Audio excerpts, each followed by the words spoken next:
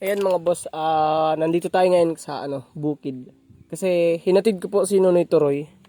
Tsaka, yun, mamaya-maya mga boss, uwi na ako. Kasi si Theodore doon, baka umiiyak na yun. Pero okay lang naman kasi nandoon naman si Ate Mayti mga tsaka si Kiatiting. Kaya, yun walang problema. Yan, kasi si Mariel, mamaya pa uuwi ng alas 3. Yan, so bago ako umuwi mga boss, pahinga muna ako dito saglit sa kubo ni Ate Cha kasi grabe yung init ngayon mga boss. Napakainit. Ayan. Tignan nyo yung bukid dati. Halos na yung mga damo. Parang laya na. Yan. Dahil sa sobrang init. Saka hindi na rin umuulan. Ayan. Yan, nasa taas ako ngayon. Yan, ito yung cherry blossoms na tinanim dito sa bukid. Yan, hindi pa namumulaklak. Yan, marami kasing nag-aabang dito about sa tong puno na to, tong kahoy na to na cherry blossom. Pero alam niyo mga boss, may nakita akong bulaklak sa cherry blossom. Pero konti lang. Yan, so papakita ko sa inyo mga boss. Yan, nakikita ko kasi dito pero hindi siya hindi siya makita sa cellphone. Mamaya puntahan natin. Ayan. Yan, nandoon pa kasi si Nonoy sa kaibigan niya. Nag-uusap sila. Kaya pumunta lang muna ako dito para magpahinga.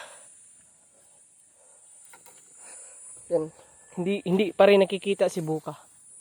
Pero may mga nagsasabi na nakita nila si Buka pero hindi lumalapit sa tao. Yan. Yan. Ano talaga mga boss? Yung kulay ng bulaklak ng cherry blossom. Kulay pink at saka puti. Yan, hindi kasi nakita masyado.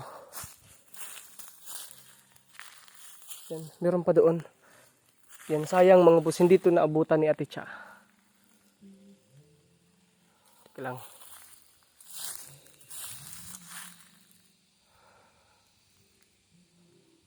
Yan, hindi makita. Ayan hindi makita. Pero meron pa doon. Mas marami doon mga boss, kaya doon tayo pupunta. Yan, ito yung inaabangan ni Ate Cha. Na makita niya yung bulaklak ng cherry blossoms niya. Kaya lang hindi siya umabot. Yan.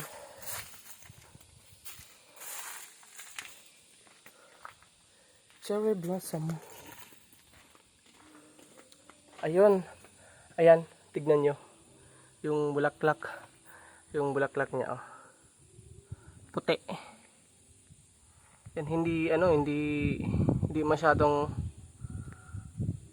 makita. Hindi masyadong makita.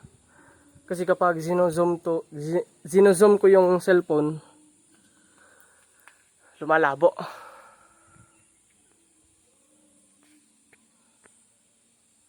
Ayan, yan yung bulaklak niya. Yan, ito puti. Puti to mga boss. Tsaka yung sa kabila naman, doon sa kabila, kulay pink. Ito naman puti. Yan, pasensya. Yan, pasensya na po kayo kasi hindi klaro yung pagkakuha natin ng mga bulaklak.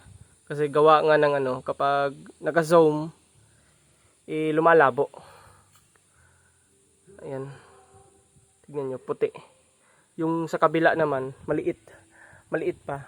Kulay pink. Pero mas maganda yung kulay pink. Yan. Yan, lumalaklak na. Sayang hindi ito naabutan ni Ate Cha. Ito pa naman yung isa sa pinaka inaabangan niya na mamulaklak. Yung cherry blossom.